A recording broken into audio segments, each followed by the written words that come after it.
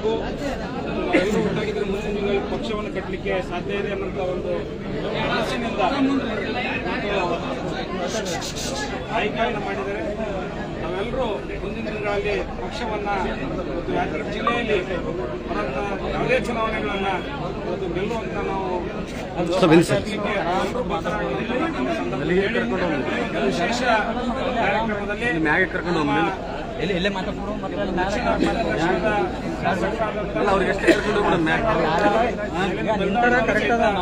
ಸತತವಾಗಿ ನಿರಂತರವಾಗಿ ಮೂರ್ನಾಲ್ಕು ದಿವಸಗಳ ಕಾಲ ಎಲ್ಲರನ್ನ ಒಗ್ಗೂಡಿಸಿ ಯಶಸ್ವಿ ಮಾಡಿದ್ದಕ್ಕಾಗಿ ಅವರಿಗೂ ಸಹಿತ ಉತ್ಪೂರ್ಣ ಅಭಿನಂದನೆಗಳನ್ನು ಸಲ್ಲಿಸ್ತೇನೆ.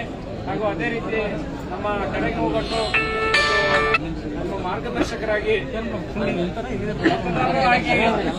ಯಾದಗಿರಿಗೆ ಬಂದು ನಮ್ಮನ್ನ ಗೆಲ್ಲಿಸಲಿಕ್ಕೆ ಕಾರಣೀಭೂತರಾದಂಥ ಚಲವಾದಿ ನಾರಾಯಣಸ್ವಾಮಿ ಅಣ್ಣವರಿಗೂ ಸಹಿತ ನಾವು ಅಭಿನಂದನೆಗಳನ್ನು ಸಲ್ಲಿಸಿ ಎಲ್ಲ ಇದರಲ್ಲಿ ಭಾಗಿಯಾದಂಥ ಎಲ್ಲ ಪಕ್ಷದ ಕಾರ್ಯಕರ್ತರು, ಮುಖಂಡರು ಮತ್ತು ಎಲ್ಲ ಮುದ್ನಾಳ್ ಕುಟುಂಬದ ಎಲ್ಲ ಅಭಿಮಾನಿಗಳಿಗೂ ವಂದಿಸಿ ನಾನು ಕೊನೆಯದಾಗಿ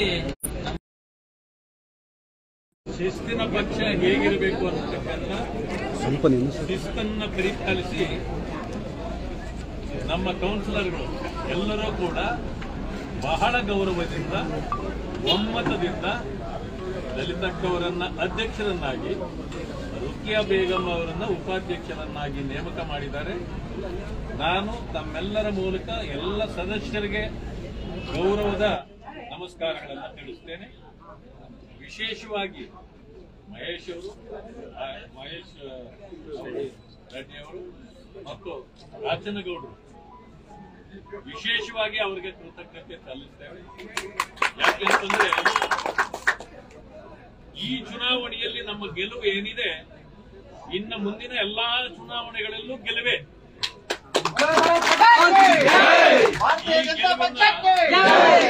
ಈ ಗೆಲುವನ್ನ ತಂದುಕೊಡ್ಲಿಕ್ಕೆ ಉಸ್ತುವಾರಿಗಳಾಗಿ ನಮ್ಮ ಶಾಸಕರಾಗಿರ್ತಕ್ಕಂಥ ಬೆಲ್ದಾಳೆ ಅವರು ಕೂಡ ಇವತ್ತು ಬಂದಿದ್ದಾರೆ. ಅಧ್ಯಕ್ಷರು ಮೊದಲುಗೊಂಡು ಅಮೀನ್ ರೆಡ್ಡಿ ಅವರು, ನಮ್ಮೆಲ್ಲ ಮುಖಂಡರುಗಳು ಇದರಲ್ಲಿ ಶ್ರಮಿಸಿದ್ದಾರೆ. ಏನು ನಾವು 2 ಕಣ್ಣುಗಳನ್ನ ಕಳ್ಕೊಂಡಿದ್ದೇವೆ,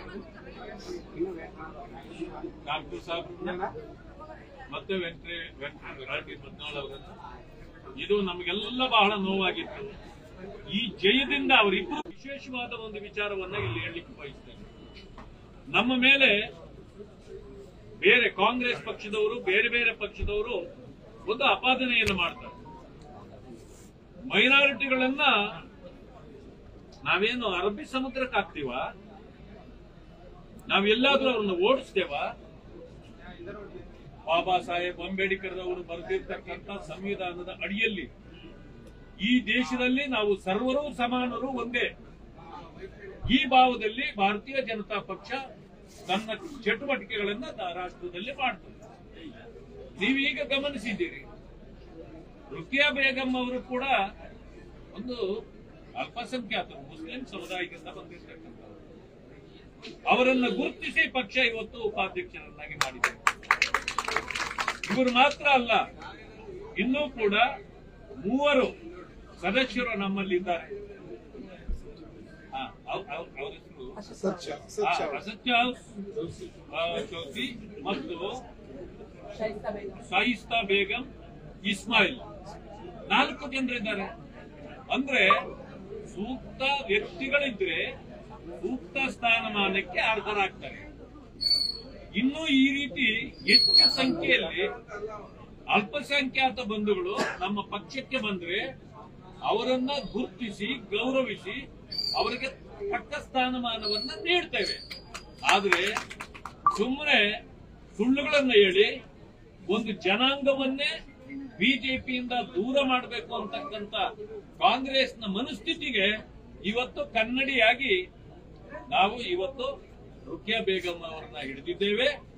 ನಿಮ್ಮ ಕನ್ನಡಿಯಲ್ಲಿ ನೋಡ್ಕೊಳ್ಳಿ, ಅಲ್ಪಸಂಖ್ಯಾತರನ್ನೂ ಕೂಡ ಗೌರವಿಸ್ತಕ್ಕಂಥ ಪಕ್ಷ ಯಾವುದಾದ್ರೂ ಇದೆ ಅದು ಭಾರತೀಯ ಜನತಾ ಪಕ್ಷ ಅಂತ ಹೇಳಲಿಕ್ಕೆ ನಾನು ಬಯಸ್ತೇನೆ. ಈ ಒಂದು ವಿಜಯೋತ್ಸವದಲ್ಲಿ ಭಾಗಿಯಾಗಿರ್ತಕ್ಕಂಥ ಎಲ್ಲ ನನ್ನ ಬಂಧುಗಳಿಗೆ ನಾನು ಧನ್ಯವಾದಗಳನ್ನು ತಿಳಿಸ್ತಾ ಪತ್ರಕರ್ತರ ಮಿತ್ರರಿಗೂ ಕೂಡ ನನ್ನ ಧನ್ಯವಾದ. ನಮಸ್ಕಾರ. ಹಿಂಗೆ ಒಂದು ಫೋಟೋ ಸೆಷನ್ ಅಲ್ಲಿ ಹಿಂಗೆ ನಿಂತವ್ರೆ.